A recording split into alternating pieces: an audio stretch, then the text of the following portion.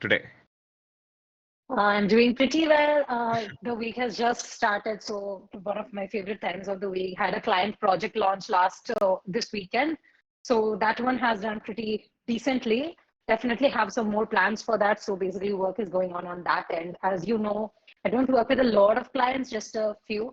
And on top of that, even the academy has just begun, so really busy with that. Overall, like a very hectic August, but definitely worth looking forward to. Got it. All right, Saheli. We'll be starting exactly in like 20 seconds. One sec. Okay. Yes, starting. Okay. All right. We are good to begin. All right, ladies and gentlemen, welcome to that time of the day where we are going to start the discussion with the person whom we look up to on different media platforms because the person whom we have today is Saheli Chatterjee. Saheli, welcome to BlueLearn. Yeah, thank you very much. And you should definitely be a DJ. DJ and RJ, sorry. You have like such a. I feel very strange that you're talking about me. I just felt like I'm just listening to a radio program or something.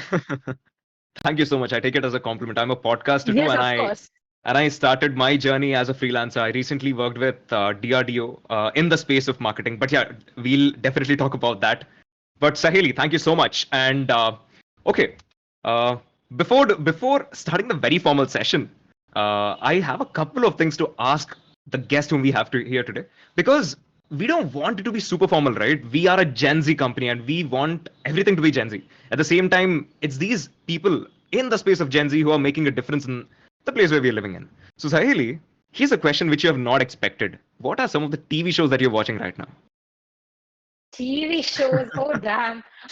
So I don't watch TV shows per se, but I do definitely watch a lot of Netflix. Okay. And my thing is that whenever I watch Netflix, I finish the series in one day. So I think the last one that I finished was called Remarriage and Desires. Okay, it's a K drama, Okay. Okay. and it's definitely a very offbeat K drama. I've not heard a lot of people talk about it. I just like the thing. It's of course about remarriage in general and like very much adult things Okay. and complicated emotions. And I also finished watching Manifest, which is like trending in top The 10 time right travel now. one. Yeah. Yeah, it's crazy. There's a plane that lands like 5 years later, and for the people in the plane, it's just been like 3 hours, but the world outside has moved on. And I finished watching the whole season in one day, and then I Yeah. realized there's two more seasons. And so basically, I'm kind of like binge watching that right now. Before that, I have watched Who Killed Sarah, so that's like a murder mystery kind of a thing. So yeah, Hmm. that's the kind of things I watch. Got it. When you said Manifest, this is one of the shows that I watched like 1.5 year ago. I mean, before the later season, it was pretty awesome. Okay, here's a quick thing. Yes. Last time when I was like a month ago when I was traveling from Goa to Hyderabad, that's where there was a terrible turbulence and there was like a free fall for like 3 seconds, and everybody was like super pissed, and the lights started to blink, and everybody's just like the announcements, the emergency security announcements were made. And then I saw the lights blinking, and then this came into my mind. Am I traveling like 5 years ahead? And also, Oh I've my seen God. an air hostess walking backward, and I was like, "This is for real happening." And after landing, it's just the same day. I need to get back to work. So that Yeah, was the that, thing. that, that sounds scary, actually. Like, I would be really Yeah. scared if I were you. All right. Yeah, it was. But anyway, I'm super pumped up for this session. We have 86 people listening to us at this point. Guys, you can message in the no mic section. But there. Guys, I want you to put number one in the chat to show your excitement. Are you guys really ready for the session? All I'm asking for is number one in the chat. Nothing more. Guys, just be super active because that is how much we are super prepped for this event. And Sahili, I hope you're looking at the enthusiasm. Awesome. Yeah, I am. All right. So, ladies Regine and has gentlemen, put like one. Somebody has. yeah. All right. So, Sahili, let's start with a very basic question. Would you like to tell a little bit about your journey, where it started and where it is going? Okay. Talking about my journey, I think I started. For those of you who do not know me, hi, my name is Saheli. I am a social media marketer and I primarily work with service based businesses, and I help freelancers get their dream clients and make more money using social media. very formal kind of a description. Basically, मैं लोगों को marketing strategies सिखाती हूँ. I help people understand how they can use social media to make more money, no matter in what way they want to use those platforms. Okay. I started working though as a content writer, not as a marketer. I did content writing for about 2 years. Did not make a lot of money in it, honestly, because I'm not a very good content writer. See, a content writer needs to know very good grammar. A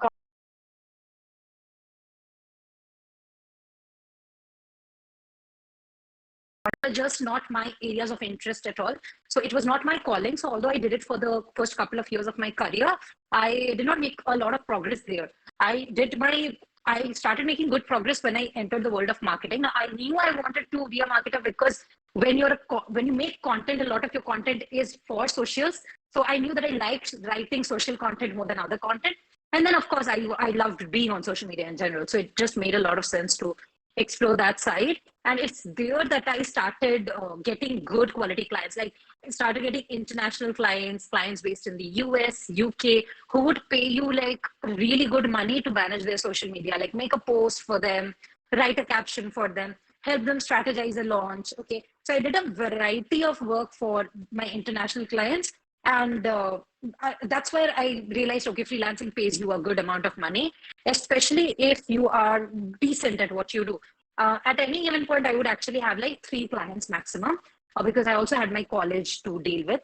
Then last year I graduated. So right now I'm going all in on freelancing. And also after graduating my college, I had more time. So I also started my own academy where I teach freelancers how to get clients as a freelancer. Although you can actually learn that pretty much from my free content as well. So please do explore it if you have the time. And apart from that, regarding client wise, I'm trying to shift a little bit of the way I work as a freelancer. So basically, if you know, freelancers ideally charge in many ways. There's hourly rates, like per hour you get paid a certain amount of money, or per day you get paid a certain amount of money, or per package you get paid a certain amount of money, which is the most common way of getting paid right now in freelancing. Like for a monthly package, let's say a client pays you 30,000 or 35,000. So per month, you're making 90,000, 1 lakh or something if your packages are structured that way and you're serving 3 clients. So in the beginning, of course, I used to charge in the package way. But this year, I decided that, the package way limits my income to a certain extent because there's only so many clients you can serve at a certain point of time, right? So, and instead, I want to get paid on the results I create for the clients. So right now, I'm trying to explore something that is not really common in the freelance world in India yet. Like I don't hear a lot of people talk about it. And I also don't feel very confident talking about it because I've just been like charging this way for 3 months, about 4 months now. But this is basically the percentage model of payment.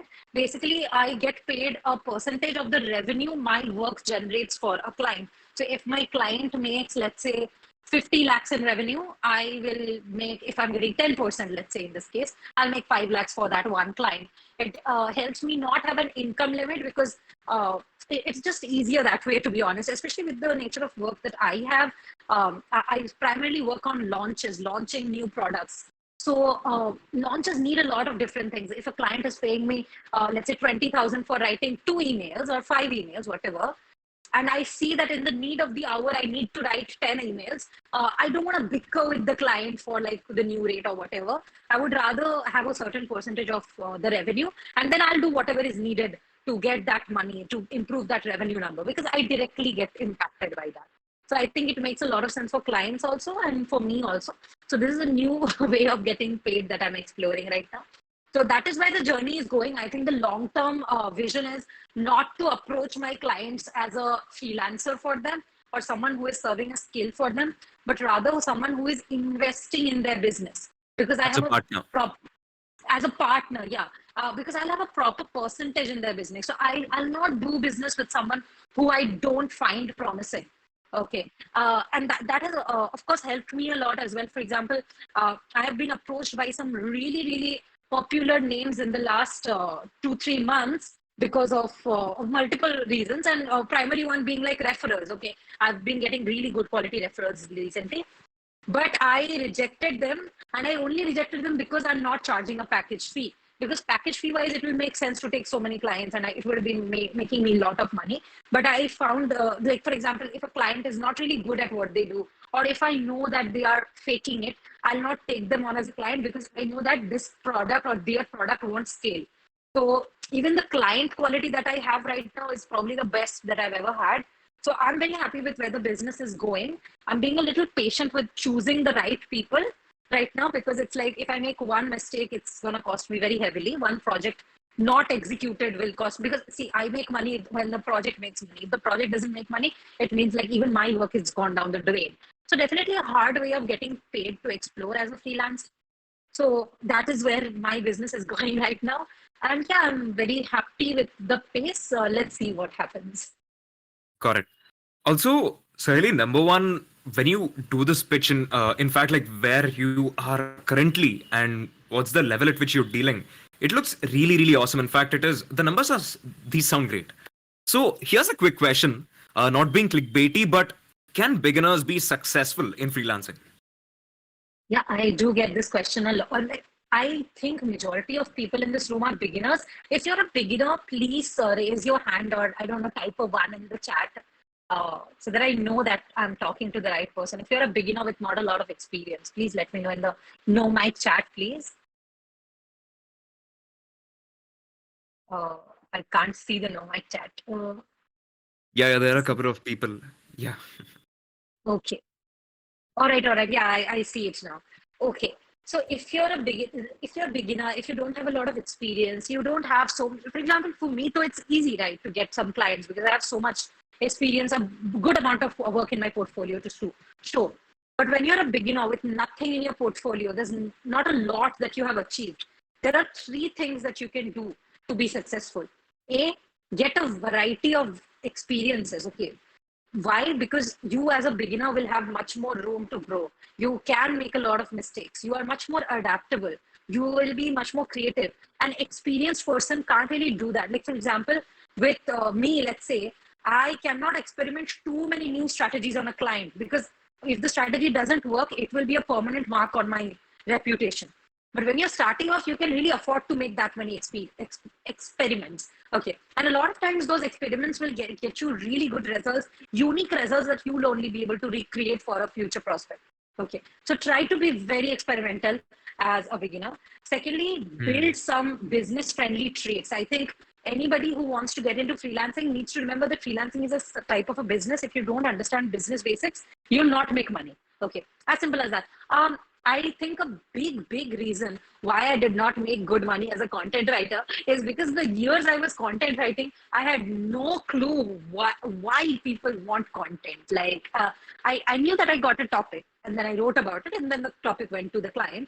But that's all. I didn't know where that content is getting used. I didn't know the purpose of that content. I didn't know that that content even is used to make sales. I knew shit about the purposefulness of content and how it plays a part in business. So that's why when a client would say, I'll pay you only like 2,000 per month, I would never be able to negotiate, because in my head, I'm like, I'm getting paid for just writing a little bit. Okay.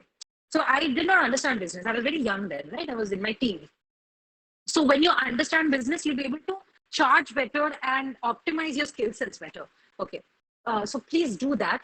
And thirdly, please make sure that you're performing result aligned action. See, output is always equal to input, right? So a lot of people, like especially in the freelance world, like you'll see a lot of competition, but I have worked with these people. Remember that I have met these people and seen their work for myself, for my clients.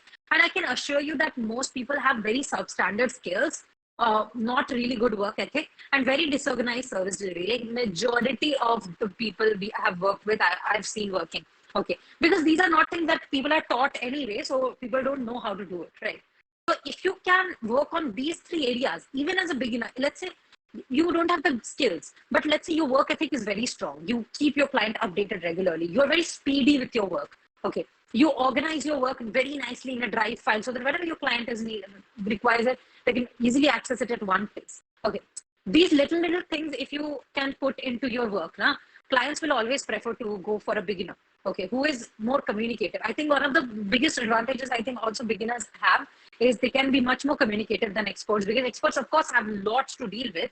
Okay, but from a client point of view, like even I will probably prefer someone who is working with a smaller quantity of clients than a huge quantity of client base, because I know that I'll get much more attention from them. Okay, so these are some Just to benefits clear a that. small point, by Mhm. communicative, what do you mean? By communicator, I mean that regularly updating somebody when something is not going according to the plan, not backing off or not letting the client know. Instead, telling them that, see, today this happened, and I think the reason was this, but we are working on this by doing XYZ action. Okay, just communicating Hmm. what is going on, because, and I'm giving this example from a social media manager's point of view, but it can apply to anybody. Okay, for example, let's say for 1 week, the posts have not done really well. Most people actually don't even address it. And especially experts, so don't even do it, saying that, it's social media, there's ups and downs. Okay. But what you can do instead is communicate that, hey, I noticed that there was a drop in our engagement last week, and how I plan to work on it is by ABC. Okay. That alone is going to give a client assurance enough that you're a good person, you're good to hire. Okay. As a beginner, that trust and that competitive advantage is definitely a little less, but you can acquire that by communication. I think communication is one of the most important skills you can have as a beginner. So yeah, you can definitely use that, and yeah, I hope that that helps anyone who's a beginner sort a few things out. Got it, got it, got it. This really makes clear, and the point is definitely golden. In fact, going to the second question, probably the next question. So here's where, can someone really make a long-term living out of freelancing? Yes, I do believe someone can make a long-term living out of freelancing, but I would not tell them to, like, you need to put your eggs in multiple baskets as you grow as a freelancer. Okay, and it's not just true for freelancing, by the way, it's for anybody who is self-employed, that you need to have multiple income sources if you are thinking of doing this long term, because you don't have the stability of a job. Okay, and you have done that, like, of course, at your own choice, and you definitely probably make much more money than a job would pay you. But there's also a con to that, that at any point you can go through a bad time. Okay, so if you have multiple income sources, then it will just become a bit easier for you. All right, so I highly recommend, like, as a freelancer, I think the first thing you should do is definitely grow your freelance income. So you have a basic minimum income that you will hit as a freelancer. Only then you think of other income sources. Okay. So for me, that number would be somewhere around 1 or 2 lakhs. Like if I'm making 1 or 2 lakhs with freelancing, only then you should think about another income stream. Because if you're not making that much, that means you're not even good at freelancing yet, probably. So then it does not really make a lot of sense. So what I will recommend is, after you know that this is going well, a lot of people, like, this depends a little bit. Some people, like, I have a friend who primarily does Facebook ads and marketing for e-com brands, and now the second income stream they are building is their own e-com brand. They have scaled so many e-com brands, it just makes sense for them. Okay.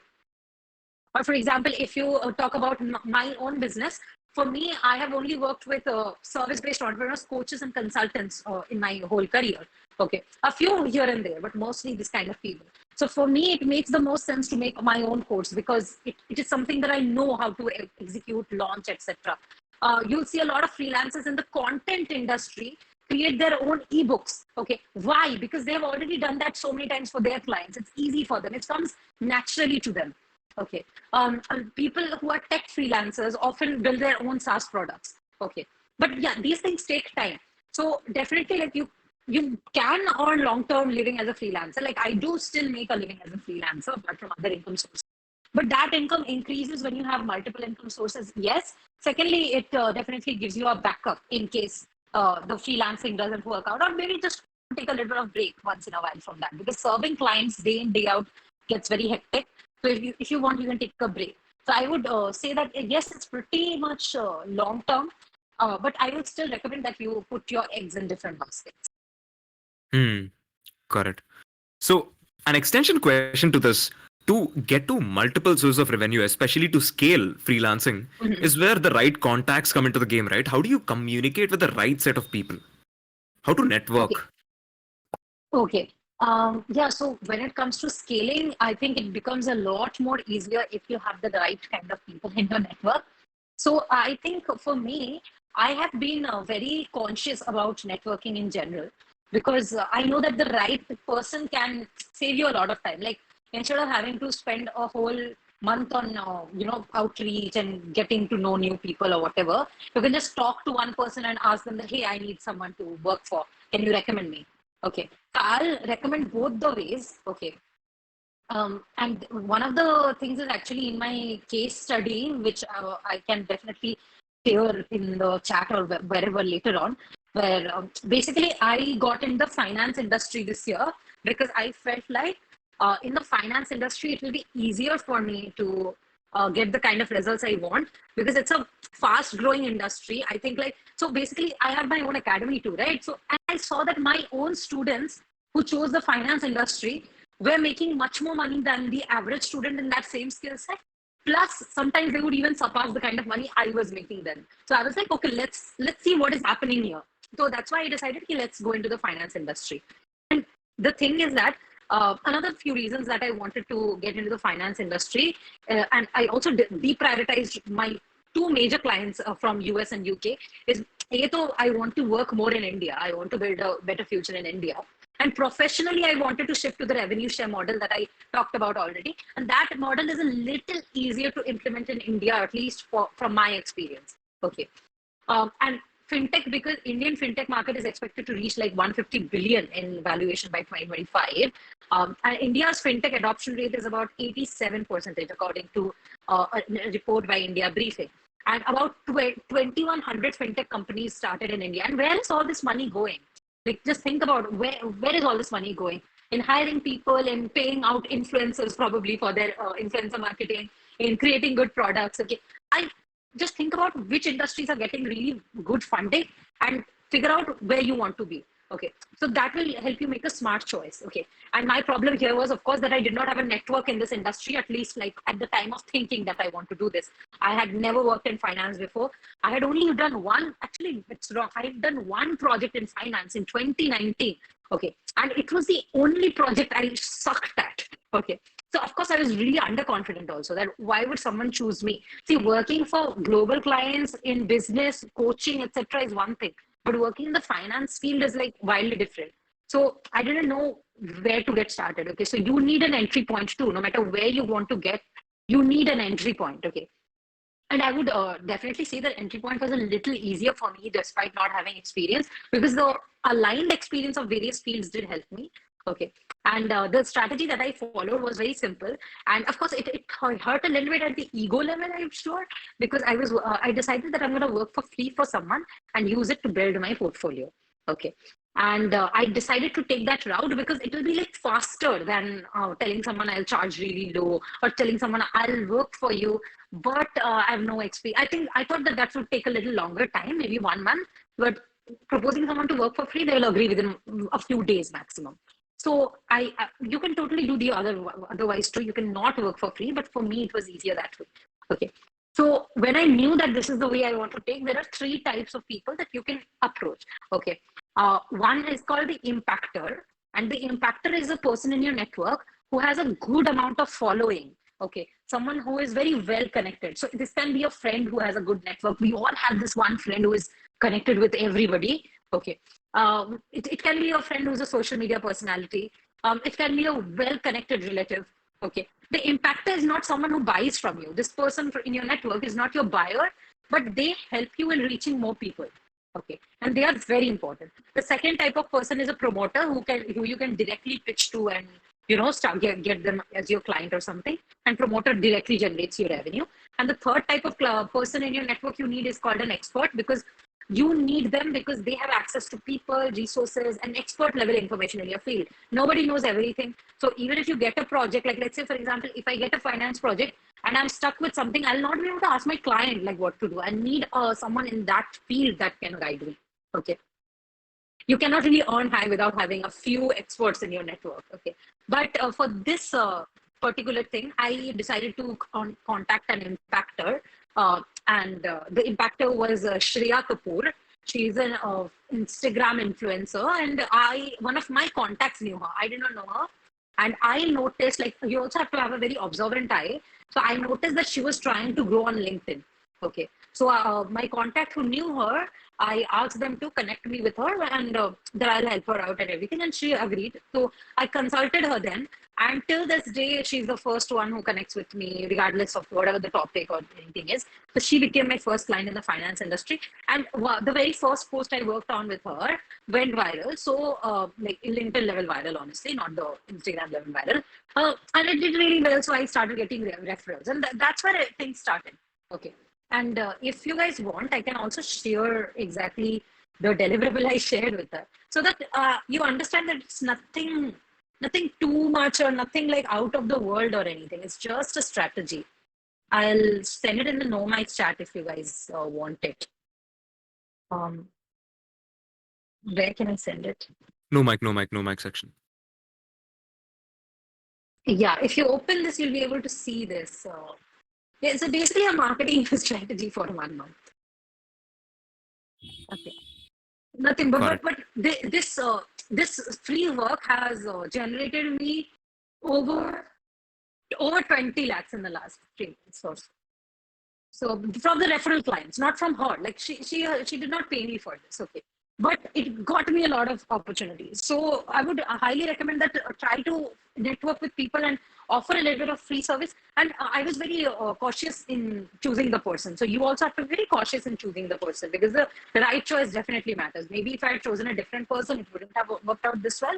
But with her, though, it did really well. And also, like a couple of months later, I think she also started blowing up more. Right now, also she's doing really, really well. So that also helps. So try to identify who are growing people in their respective fields and serve them instead of just about anybody. Because as they will grow, even if you worked with them like 3 months before or 4 months before, you will carry that credibility with you. Your credibility will also grow. So that definitely helps. Makes sense. So, Yeah, thank Saheli, you. Mhm. shall we move to the next question? Yeah, sure. I'm sorry I took my No, no, time no, with no, this no, no. one.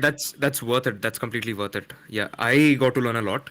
In fact, so that's where it brings to this economic concept, right? Like a lot of companies work in the way of 80-20 rule, where their 80% of revenue works comes out from 20% of their audience, let's say users.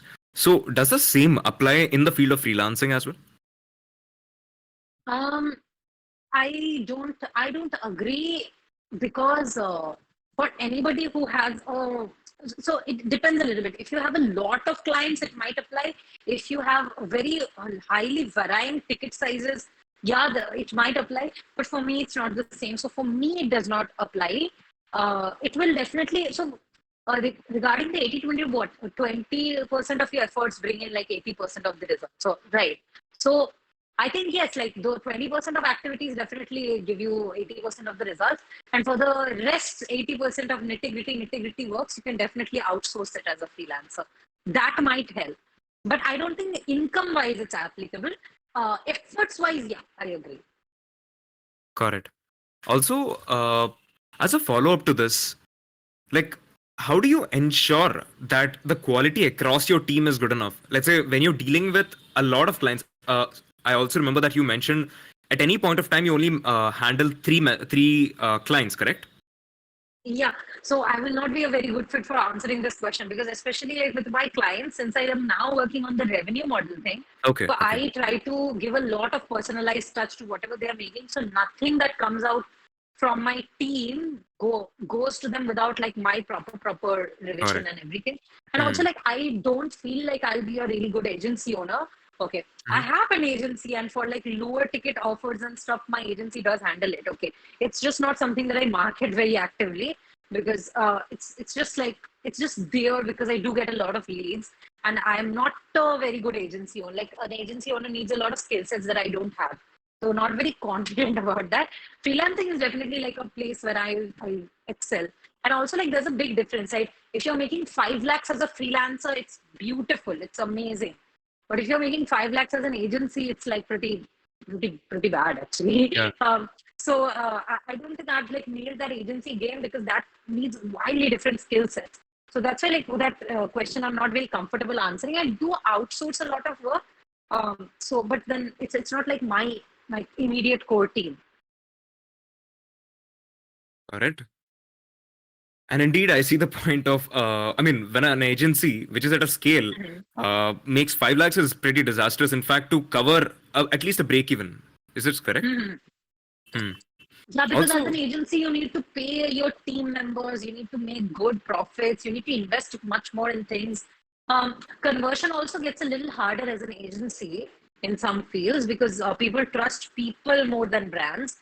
So all that obstacles is definitely new things to handle, which is very good. Also, you need to be a good teacher, team leader, trainer, be able to take care of How are you literally able to everything under manage the all of sun. this? How are you able to juggle all of them?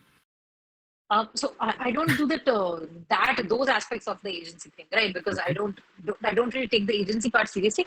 But then I do juggle a lot. Like I have to juggle between clients, my own work, content creation, and having time to upskill. Because otherwise, what's the point? Uh, and I think the way I juggle it is basically having a theme of the day, if possible. How that helps is every day I know that today I'm supposed to do. Like for example, for me, Friday or Saturday would be a copy day. So because copy is one of the primary services I offer. So I write all the pieces of copies I need to write on that day. So it gives me a lot of structure to my week. That helps a lot. And apart from that, doing a little bit of a weekly review also helps me a lot. Like, what are the things I learned this week? If I see that I'm not Hmm. even finding answers to that, I know that I need to be better. Okay, or what worked this week and what didn't. What are the big projects that I'm working on right now, or what did I even move forward to that? Okay, uh, what are the things that I need to do differently? Like a little bit of a review helps a lot. Okay. Here's a little deep question. Something Mhm. that even I was like super curious over the last few months. What gives people satisfaction? Let's say, I mean, how do you constantly keep prioritizing your goals? And what is satisfaction for you as a 23-year-old, correct? Yes. Okay, Yeah. So I've that's seen your LinkedIn post last night. Yeah. oh, what gives me satisfaction right now in the moment is that I know that I'm not I'm not doing something that I don't want to do anymore. I am very much in line with what I feel and what I think is true to me, and I like that. And even if like people say this is not right, I still do it. And I think that is something that I did not feel very confident about like 2 3 years ago. Like if 2 3 years ago I would, for example, I had this freelancers meeting kind of a thing in Bangalore, and I really wanted to wear ethnic, and I would like overthink that thing so much because ethnic is not very professional. Like professional wear mein utna to nahi, it's common, right? So I would overthink that, but right now it's okay. Or if I want to post something I do, which is very unpopular, I would just do it and without thinking too much. I think and another thing that gives me a lot of satisfaction is knowing that there are people who will understand. Matlab, I think I think I have been in a lot of creator circles too because content creation is a part of my work, and I work with a lot of creators. And I think most creators do have a lot of do get affected by a lot by hate comments or trolling and everything.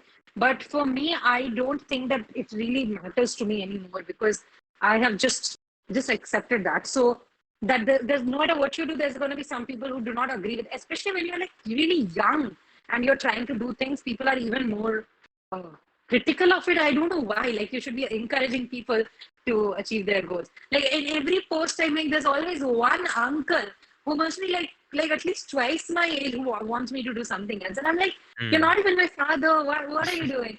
So definitely that does not feel. And but when I see like other people like me starting from a really young age and them liking my content, and I don't know how much you know about the way I communicate, but I always tell people that I can help you with the outer work, but there's a lot of inner work you also need to do as a freelancer or anybody pursuing your service-based business. Okay. So, for example, if you're a really underconfident person, okay, for example, if you're pitching to somebody that, hey, I want to serve you a certain package, okay, and this is my charges, this is how much it's going to cost you, and this is how what I'll do for you, okay, they say, no, I don't want to buy from you. Okay.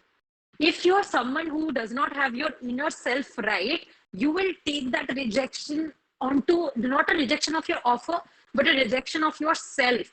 that this person is rejecting me. Maybe I'm not good enough to even be a freelancer. Maybe I'm not good enough to even like do this. And maybe all the people I see on social media, they are just better than me, or they have it figured, but I can't do it. Okay. So that is a little bit of inner work that you need to do. So I talk about that inner work too, and I like it when people say that that inner work has helped them earn more, because actually there's not a lot of skill difference between somebody making 25,000 a month and somebody making 1 lakh a month. There's a lot of self-esteem and confidence difference though. Okay. Hmm. And Got it. I don't know how it sounds when I say this, but I have seen people with very bad skills really confidently selling their skill sets. Okay. So that is one place where you definitely need to work a lot on, especially when it comes to money. And like, because money is definitely one of the things that you aim for when you're freelancing. Both boys and girls have a lot of negative things attached with money, because I feel like as young girls, so you're not very much encouraged to earn a lot. Okay. And as boys, you are pressurized too much to earn a lot. Okay. I think one of the things that I've dealt with a lot of boys in my academy, and we talk about money mindset. And one of the things that has always come up is that from a young age, we tell boys things like, if you don't earn well, nobody's going to marry you. Nobody's going to, want to, you'll not have class, and nobody's going to want to talk to you. And so in a different way to girls also, that what is the need of earning and all, you can just take care of the home, and so that all that affects both boys and girls. And there's a lot of inner work that goes into becoming a good freelancer and being very confident and making sure that that your skills are adding to the world. That will give you satisfaction more than anything else. So when you make a content for a client, when you design a marketing material for a client, when you design a website for a client that gives them more buyers, okay, that is where you're making real impact to real people's businesses. And that is where I think satisfaction will stem from. So that is a mix of actual skill set and like you know the internal work as well. So knowing that I think I have all of those things figured out in place gives me a lot of satisfaction. I hope that anybody listening to this also gets it. Totally, dude. This really, I mean, yeah, this is deep, and in fact, this is something that is a very good advice and something to look up to. All right. Okay. Thank you. Here's another generic question. Okay, what is your opinion upon platforms like Upwork, Fiverr, and yeah, Whispering FB groups? What's your opinion on them? With regarding Upwork and Fiverr, it does not make a lot of sense to work there as a beginner in freelancing in India for so many reasons. Starting from, it's very hard to get projects, because when you're getting started, your tally is basically zero, and anyone else who's bidding against you will have more than you. And these platforms also show like how many projects they have worked on, how much money they have made. So of course any person will prefer going for someone else, and you having zero as a tally. Of course it's going to be harder for you to get that project as a beginner. If you're really experienced, Upwork might be a little easier, but even then there's a problem that if you're experienced, I'm assuming you'll be making a good amount of money, and you have to pay a certain amount of transaction fees, I think 10 to 20% to the platform itself. And then after that, of course, there's your own business expense, your own GST and stuff. And if you're like in the 20L plus tax bracket, then so lots of, so almost 40-50% you'll lose that way. So it amounts to a huge amount of money. Like I have had students who made like $78,000 plus per year using those platforms, and yet left those platforms because of because there's not a lot that is left by the time it comes to you, the money. So it just makes more sense to take them off of the platform. So it's not like it doesn't work, but it doesn't make sense, I would say, for most people. So maybe individually for you, it may make sense, why, for any reason that you find uh, Hmm. okay, but then I don't think it will make any sense for me. Okay. Got it. Okay. So okay, let's quickly jump to Q&As. But before going to that, I would like to get a little bit story in terms of Okay. the story of you getting your first high paying client. Yeah. First, high paying client. See, high paying is like a very subjective term. And right now, high paying for me is like at least 50,000 per month. But then back then, though, I think high paying for me was 20,000, because I used to make only like, I think, 5,000 per month. before I got this client. And the first client ever who paid me that kind of money, she paid me about $300. And she paid that money for managing a Facebook ad campaign for her. And I got her through a Facebook group. So basically, I went to this Facebook group, which was like for women in business. And I used to post like content about marketing there. And I think she found me there and she asked me if I can help her market her product. And I did help her out with that, and she used to pay me like $300 per month. And we worked together for a little bit, not a really long time. Actually, I was not very good at that skill set. Plus, her priority was also shifting a lot. So it didn't last very long, and I worked with more clients after that. But then that client did pay me, like that was my first high paying client. It was like $300. Not like high paying in terms of the money, but then back then it was very high paying for me. This Got is it. like when I'm in sorry. I'm in first year of college probably. So we're talking about a scale of 4 years, correct? Yeah, oh my God. Yeah, it's been some time. Yeah. Sounds great. And one last question. What Mhm. is your, let's say, suggestion slash opinion? No, not really opinion. I would say something that you would like to tell someone who's younger to you. Let's say, consider I'm a 20-year-old. What you, as a 23-year-old, would like to suggest me as a 20-year-old, or let's say someone younger than me? Okay. Few things. One, be very decisive. I think one of the biggest problems that our generation faces is that Hmm. we cannot decide what to do because there's literally so many options and so many ways to do one thing. But at any point, an executed plan today is a better plan. It's better than a perfect plan that comes like 2 months later. So be very Got it. decisive when you want to do something. Try to be quick to decide. Okay, do I want to do this? No. Do I want to do it that way or no? Do I want to deliver this or no? Do I want this person as a client or no? Like those things, even in the work aspect, will help you a lot. Secondly, no, I strongly believe that no matter what field you go to, there's always somebody who dominates that field, and you need to play to dominate that field. There's space for everyone in a marketplace, yes, but there's not space for everyone at the top. So while like extreme or toxic competitiveness is not what I'm suggesting, it is 100% true that in every field there's always going to be a star at the top.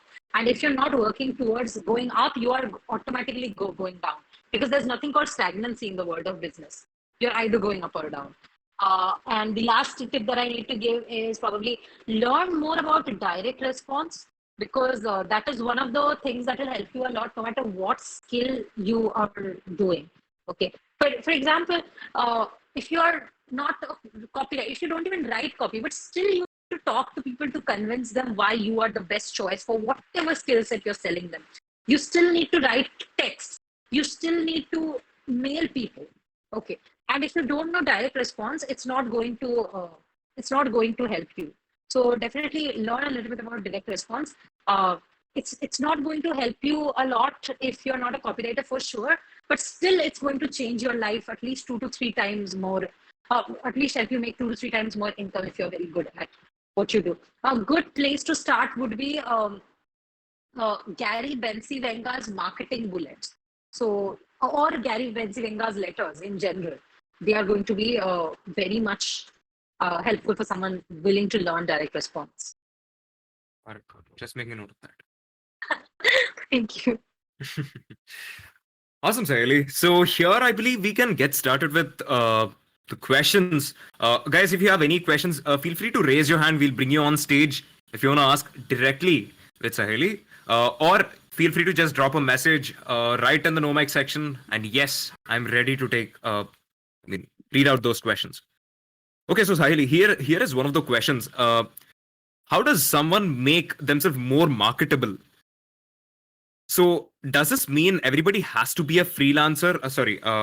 Influencer?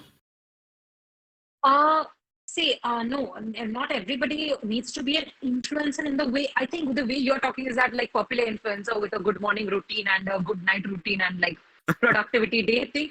No, but everybody is an influencer in one sense. Like everybody has a social circle. So So if your social circle is people from your school that's not going to buy from you, then what's the point? Okay. So you need to be well connected. Okay. And also something that one of my mentors told me, if you want to be rich, become someone with influence. Okay. Become someone who has the power to influence other people. Okay. So that is something that really struck me, because I thought till then was really focusing on skill sets. Uh, but everybody needs a circle. Okay, so you don't need to have like that massive level of success or like regular posting content or whatever, but you need to, yeah, be a person who is marketable, yes, and who has a good network. And I think being marketable is just being yourself. Like, be your authentic self. I think most people are marketable in their most authentic self, as long as they are not murderers or something. And I don't know, matlab, mujhe to lagta hai even like if you are lead a life of crime, you would have a good amount of following, uh, based on the Netflix shows that are coming out lately. Um, but yeah, I think marketability is like, you don't have to change yourself or something for marketability. Just focus on the areas that your ideal clients would like.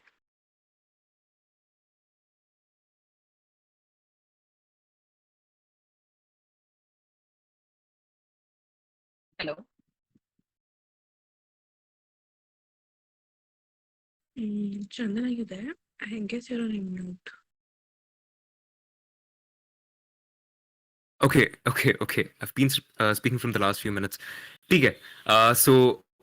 Sahili, let's bring someone on stage. Just a Okay. second. Patni, yes. Hi, Patni. Hello, Chanda, Manpreet, Saheli. Hello. Hi. I won't take much of your time. My direct question is, what was your first blunder, first big blunder as a freelancer? I really want to know about that and how you handle it. First blunder as a freelancer. Yeah, I, oh my God, it's been such a long time. There has been recent blunders, yes, but blunder but you can never forget, never forget. I mean, I think it was definitely I think it was definitely one.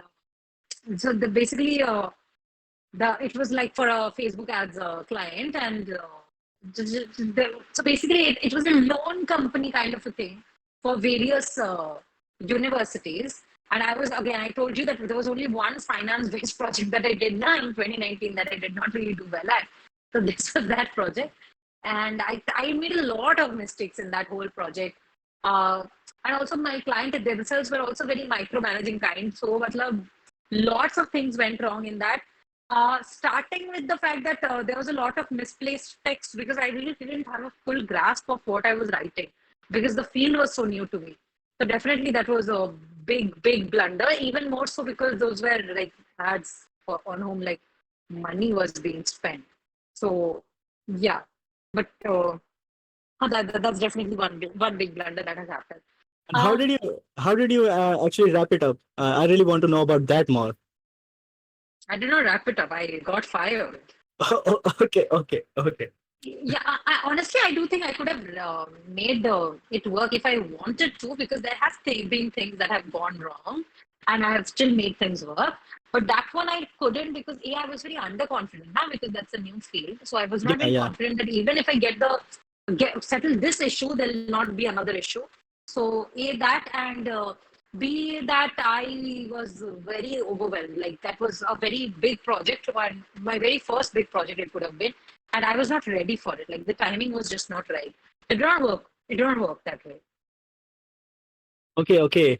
Actually, I just recently I was talking about my big blunder too. So I just wanted to know how you handle it. So it's Oh, good to know that yeah, things this kind of thing happen. So thanks a lot for sharing your experience, Sahili.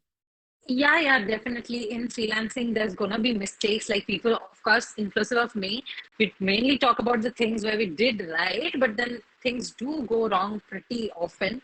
And if you check out my last reel on Freelance 101 Academy handle, it's actually about what to do when you make huge mistakes in a client project. Oh, I'm definitely going to watch that actually. Thank you. Awesome. So let's go to the next person. Tanmay, I have sent you the request. And welcome, Tanmay. Hello. Am I I audible? Yes, hi, ma'am. So, I'm also a freelancer. Like, I'm just doing a second project as of now. My okay. question is like how to level up our networking game. Like I have been networking in my college, I have been networking on Instagram. I found my first friend through my college and second through Instagram. But like you said, we can get high paying clients as well. So how to level up our game over there? Uh, just a second. Okay, I'm getting a call from one of my team members again and again. Can I get like 1 minute?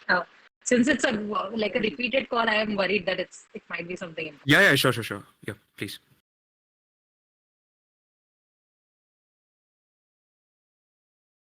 Guys, in the meantime, you can put your questions in the chat or raise your hand because we're going to be super quick. And yeah, I think very few are going to get the chance. By the way, yeah.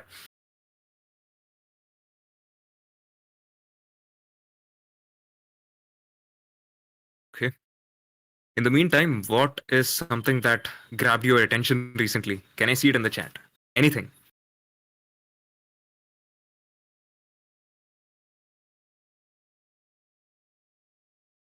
Okay. By something, I mean some snippets, some celebrity thing, some anything, literally. Like, what is that one thing that's happening like a lot out there in the market? Okay. Okay, Crimson. Hello, am I still audible? Yes, Saheli. Yeah. Sorry about that. So I think the last question was from Tanmay, and he was asking about networking, if I'm not wrong. Correct. Yes, ma'am. Okay, don't call me ma'am, yeah. Uh, see, what is the field that you work in? I work in two fields currently. One is content writing and second is web development. Okay. So for content writing, I will highly recommend that you use LinkedIn for networking and not like other platforms. I think it's going to be easier that way. Okay. And the way you network is basically try to figure out that what kind of people will be helpful for you. Okay. Uh, by the way, if you are a content writer, hello. Hello. Yes. Yeah, if you're a content writer, one of those files that I will send across to you now will be my own students network file and the way they get clients and everything. So that one has a lot of text and how they talk with clients and lots of really good materials on how they got a $750 client and how to get 500% more pay or things like that. And I think you will find that helpful. So this is from one of my paid Definitely. resources, but I'll send this across to you. It's called the Expert Content Writers file. Can I send a PDF in this Discord? Yes, yes, ma'am. Yes, you can. Okay. How can I send this PDF? Or else, Sahili, just WhatsApp me. I'll share it over here. Okay, I'll do that. Give me 1 second. Awesome. Because especially like with a thing like this, now getting like if you want to network, you want to get it for clients, and it's very much a full-fledged process. So I think like you'll Yes. find much more value in this big case study. Please, if you can just give it a look right away and give me a little bit of feedback. Like I love like, whatever you want. Actually, I have like tons of resources made on that because like these are very common queries. Sure, Sahili, ma'am. one of the questions that we had on the chat is people are asking about the skills. I mean, this is highly subjective question because everybody caters to a different need. So, what's a generalized umbrella term for skills? What are some skills that everybody should definitely have as a freelancer? Uh, by the way, I think I did figure out how to send the doc file. I just sent it myself, I guess. Awesome. Has it gone to people? Yes, now it is. Okay. Yeah. As I told you, a few very basic skill sets I think everybody should have is a little bit of EQ. Okay, like understanding people and understanding how to communicate with people at what point of time will get the best reaction out of them. Okay. Two, uh, knowing how to sell. Okay, especially in a writing, be in sales calls. Both are like equally important. Like for example, um, something that you need to understand is that if you are good at doing sales calls, then even if you get like only 2 leads a month, okay, and you're able to close like 50% of the time, you are going to get 1 client minimum. Okay, if you can get like 5, I think you will get like at least 2 clients a month. So that way things will become much more easier. So I think you should focus a lot on improving your sales skills. Okay, and it's very very important for. I think sales is not taught in school. But if you're not able to sell the skills, even if you have a beautiful portfolio, amazing packages, good social proof, if the sales call does not go well, you're done for. So definitely learn a little bit about the sales process. See, a pro tip that I personally can give you is that in any sales process, there should be 3 important parts. One would be rapport. Rapport is where you talk about A, what kind of goals they have, B, reviewing their existing work, okay, where you can come in, and C, actually talking to them about their industry a little bit, about what their clients are doing and all. And then you set a little bit of your agenda. Okay, so we are meeting on this call to discuss how I can help you with ABC. Okay. Then you talk about how you can help them get to that place. Okay. And then, of course, the last part is where you help them make a decision. You ask them what they have done in the past and what has not worked for them, probably. Talk about how you're going to improve it. Talk about the time estimate of the whole thing. And then you ask for a sale. So this process can help you a lot. So this 3-step process probably is going to help you sell more. So sales is, yes, important. And yeah, I think to some extent, yeah, content creation is also important, but it depends a little bit. If you just directly outreach people, then just copywriting skill is good enough. So it depends a little bit, but then I would say, yeah, copywriting, content creation, and sales in general. So I think those are like very important skills to have for no matter what skills that you're trying to sell. Awesome. So Saheli, can we okay, do we have like a little bit more time or Yeah, sure. I can take more questions. awesome, let's take like last 3 questions. So here we go. Bringing I onto the stage. Okay. I have sent you the request. So okay. All right.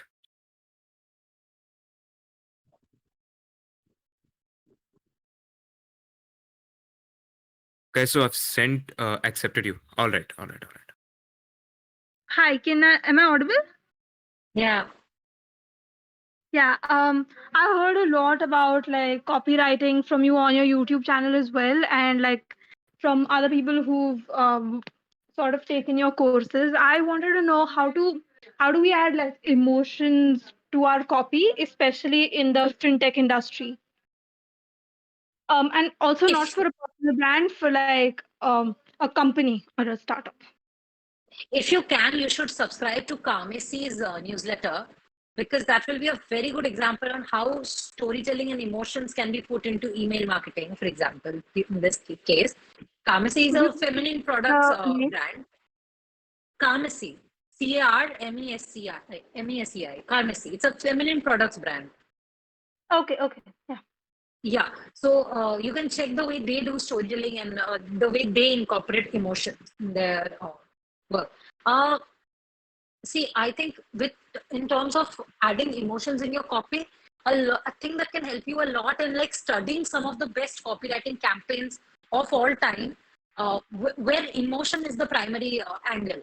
Okay, so so this is a piece that I know because I have been in the world, but there's a very popular piece of copy called "They Laughed at Me when I sat at the piano, but then I began to play." So that is a very emotional kind of a thing, like people making fun of somebody and then they're like showing the skill set to somebody. So this is like one of the most popular pieces of copy ever written. So you can study a little of the OG copywriting materials to get a little bit of more of the feel, because a lot of times you'll find some very good examples here. Regarding adding them in finances, with finances, most people have a lot of emotions attached to it. Like every What is the kid. name of the book? Sorry, What is the name of the book? it's not a book. It's a sales letter. Okay. Wait a second, I'll find it and send it across. Yeah. Sorry to cut you, by the way. No, no, it's okay. I think I'll send across. Yeah. So I have one question. Like, you are a one-person army, or like you have a teammates or a agency or something like No, that? I do have teammates, but it's not like a proper agency. It's just like there's a team to help me with everything. But it's not So like an agency where different people are doing different things, handling all the clients. For whatever clients I have, I am the face only. But I okay, outsource it. okay. I have Uh, sent the link to so the you so you basically delegate your task, or what you do? for the freelancing aspect, no. For like there are other projects also I have, and sometimes there are clients who need package services. Their services the other agency does. But for my top clients, of course, I am the only person who is doing everything, almost everything. Okay, yeah, nice. Also, I have one more question. So, like, you make contracts to the client to give Mm. particular, and that's how you take the money, you know? Mm-hmm. So, yeah, I was not knowing that thing. Like, how you file taxes then? Like, you show the contracts to government. Taxes, so my CA does. I'm not at that level where I can do my own taxes anymore. Okay, yeah, Yeah, and taxes, no, the contract दिखाना किसी को भी नहीं पड़ता है. Based on your income, you file it. okay. So you don't show how the income comes in, like how you No, you got. have to declare how, I guess. See, I'm not an expert again, but no, you have to talk about where the income is coming from. Yeah, yeah. Thanks. After a certain level, you have to have everything in place. Like, you cannot just have income from anywhere and everywhere. But like at the 10, 20 lakhs, then it's okay. Okay. Not so hard and fast. And as a freelancer, I think you can also claim like 50% as your expenses or something. Because I remember like मेरा तो काफी tax बच गया था उसकी वजह से. You guys also So get GST? you have to register for GST after crossing 20 lakhs per year or something, I guess. So I am registered now. So yeah, that's about it. Yeah, thanks, man. No problem. Awesome. Saheli, so okay, how more time do you have? I can take a few more questions. I've already sent the link, by the way. Somebody's asking. Right. Guys, it's in the Nomax section. Go check it out. Also, giving a chance to okay, the last four set of people. So yeah. Hello. Hi, am I Hi. audible? Yes. Hi, Saheli. So I checked your YouTube and your Freelance Academy, and also you talk about freelancing and learning how to sell. But then you don't specifically talk about any particular skills to learn. So I what I'm specifically facing talk is, about marketing and copywriting. okay, but I'm not into copywriting. Marketing I'm doing, Yeah. but still not that much into copywriting. So the thing Okay. is, even if I find leads and learn how to sell myself, if I don't have enough skills or portfolio, how will I sell to them You need to without build a learning enough? portfolio. So to start with, like I have to learn more. Yeah, you have And to learn more, and there's pretty much good enough resources available online for any skill set. You can firstly you can check out my in-depth videos on certain skills. Like I have in-depth videos on both social media and copywriting, and beyond that, there are people who specialize in those fields who can help you make detailed code. For example, I think for social media marketing, you can check out Latasha James. Her channel is beautiful, impeccable. For copywriting, there's this guy called Neville who basically is the copywriter for AppSumo, and he has this thing called copywriting course, and it's a free course. And while doing that course, only your portfolio will get built. So that is how you get started. so I will have to do these things before starting freelancing, before finding leads, right? Yeah, before getting leads, you have to build a portfolio. Okay. Okay, thank you. Yeah. Please do check out my video on portfolio building as well. I think that will also help you. Last day, actually, within the academy, we did this kind of an exercise where I built my portfolio from scratch as if I were a beginner. And that was like very interesting. Like all the things that I would do if I was a beginner. That took me 2 hours to do that session. but then that was very, very entertaining. So the portfolio is definitely the first thing you need to build. Yeah, I think before I was asking about like adding emotions to a fintech brand. Yeah. Zomato does a great job in their copywriting, right? How Yes. do you sort of transfer that sort of tone to a fintech? How do you transfer that sort of a tone into fintech? You should watch Finance with Sharan's content. I think he does a pretty terrific job at that. It's about I think it's a lot about humor as well, right? So it's going to rely a little bit on you knowing what people will find fun and relatable. And I think for me, I get a lot of inspiration from my personal life in that scenario. Any joke that you might have had with your friends, clients, people you work with, and try to relate to how you can add that within within your piece of content that you're talking about. It'll depend a little bit on the product too. If it's a B2B product, it is actually harder to do that. B2C, it's pretty easy. Got it, got it.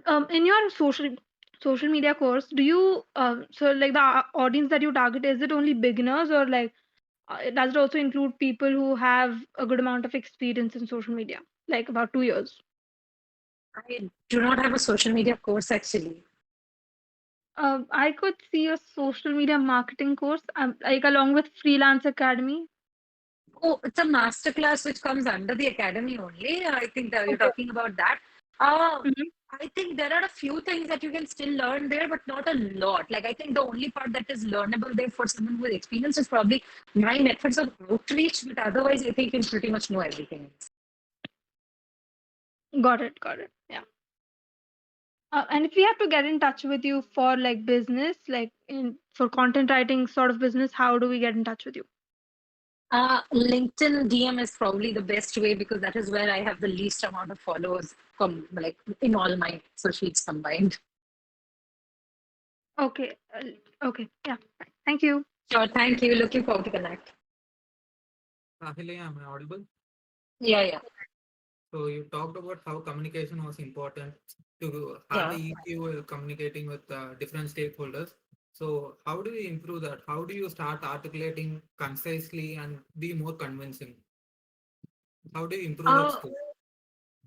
One of the best pieces of advice that I have received is looking for affirmation in the person that you're talking to whenever you're communicating with them. So whatever you're talking about, just like ending the sentence with "Do you agree?" or "What do you think?" I think that improves things a lot. Secondly, another thing that really helps a lot in communicating is understanding the listener's language.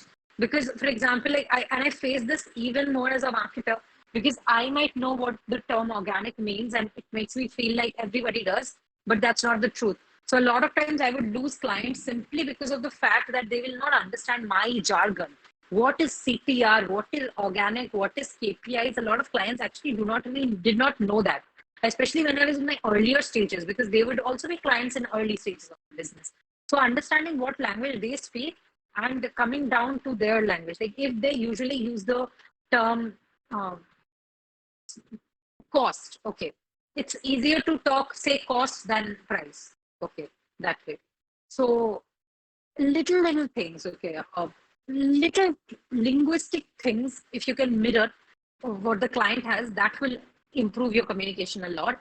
And thirdly, I think breaking down whatever you're talking, if it's a complicated topic, I always like breaking it down and making a presentation to them, even if it's like a one-page presentation with the thing illustrated. I think it helps them a lot to have a view of what I'm talking about.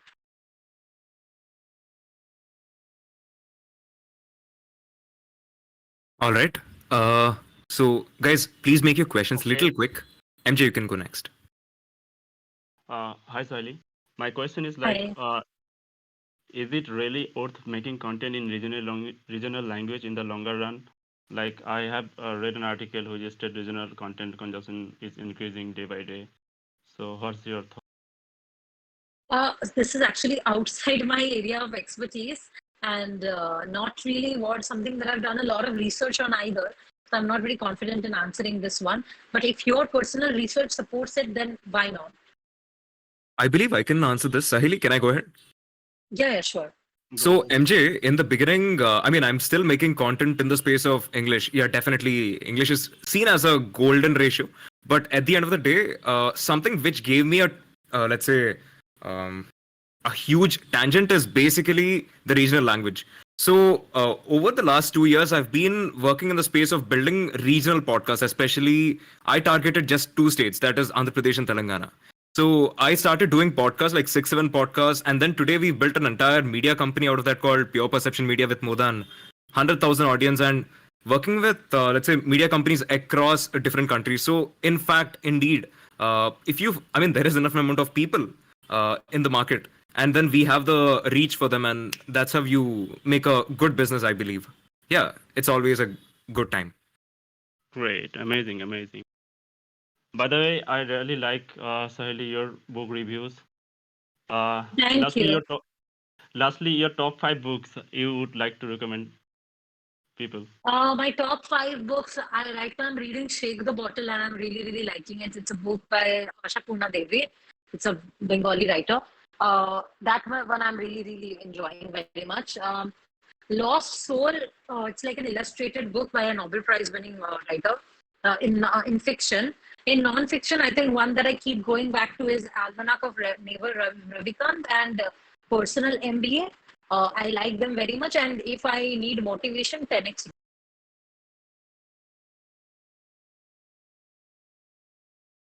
Sally, do you mean 10x by Grant Cardone?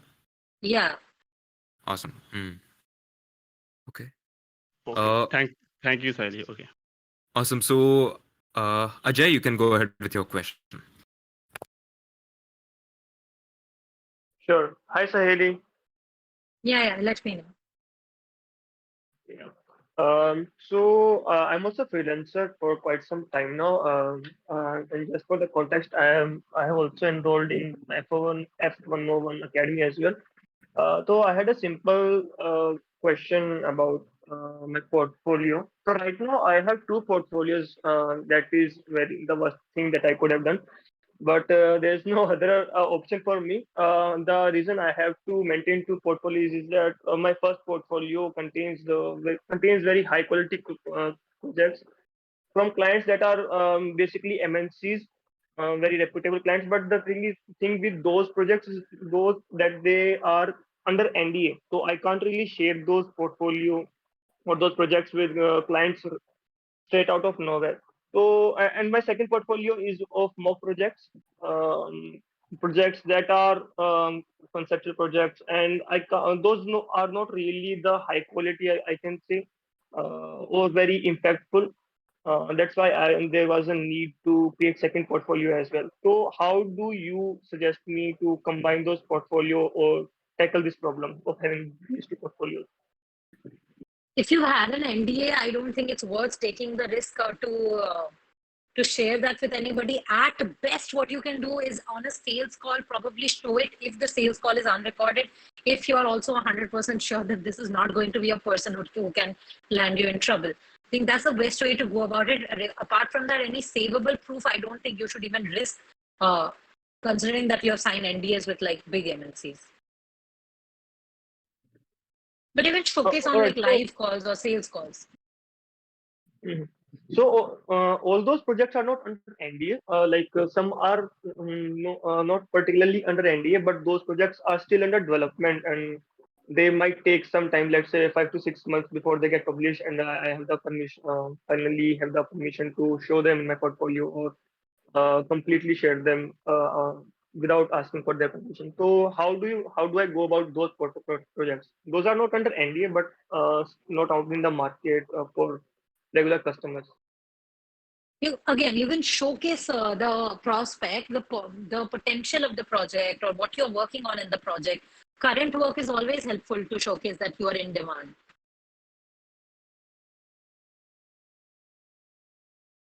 You can tell them it's a project under development, right? No problem. And when I cold email someone, a potential client, so how should I tell them that okay, I have pretty good projects in my portfolio, but because of NDA, I can't really show those. So how do I convince them to actually get to the discovery call without even showing them the work, that impactful work that I've done? Sorry, I did not get the last part of the sentence. Yeah. So since I mostly get my clients from inbound leads, sorry, not inbound leads, outbound leads by doing some cold emailing and everything. In my cold emails, how should I convince clients to get on the discovery call? Just by telling them, okay, I have some really good projects in my portfolio, but due to NDA, I can't really show those. So this really brings down the conversion rate of my emails.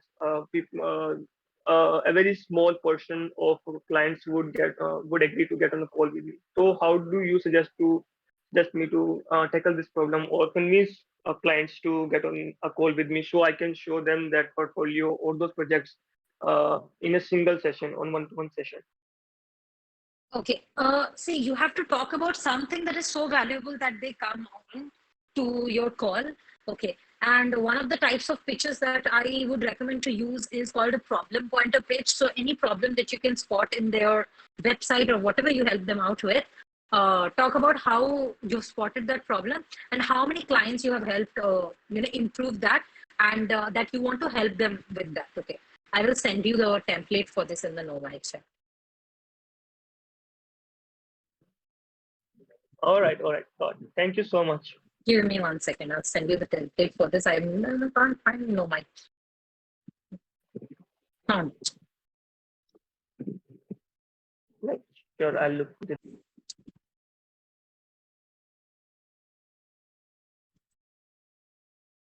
The example that I'm sending is for like somebody who's pitching a newsletter writing service, so you can change it according to you. Absolutely. Saheli, thank you so much for all the time. I mean, this is BlueLearn. We don't just say thank you that easily, guys. So, how was the session? Can you put your favorite GIF in the no mic section? Can I see that? Thank you very much for having me as well. I had a lot of fun talking to all you guys. Awesome, glad to hear that. And by the way, just get it going, guys. Like in the no mic section, I want to see your reaction to this very specific session. And again, thank you so much, Saheli, for all the time that you spent taking a lot of questions. In fact, I've learned personally so much, and awesome. It was a great session. Really, I have learned voice modulation from you for sure. Okay, glad to hear that. I love the way you talk. It's amazing. Thank you. Awesome. So before we end the session, Saheli, would you want to say something? Yeah, I don't know.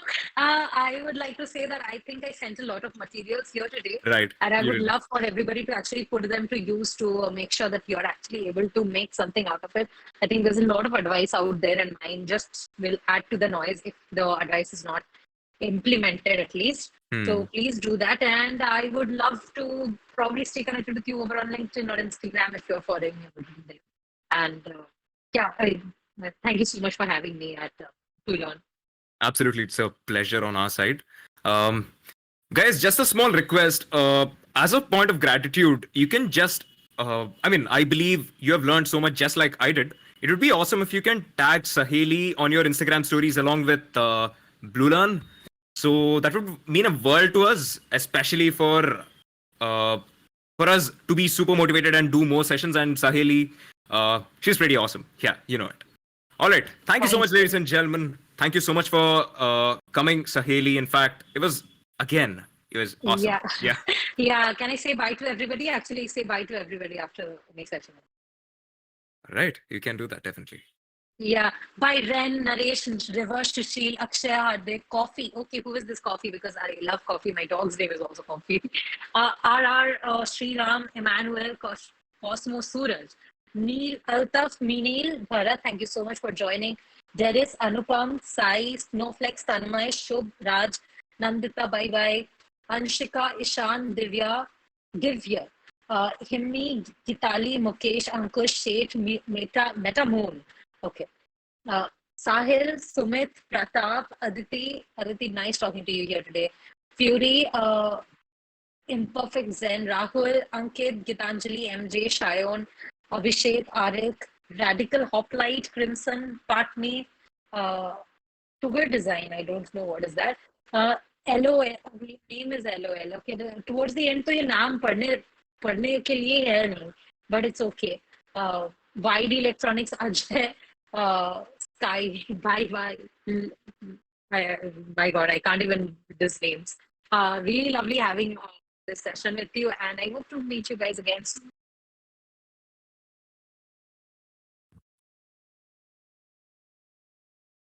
Absolutely. All right, bye.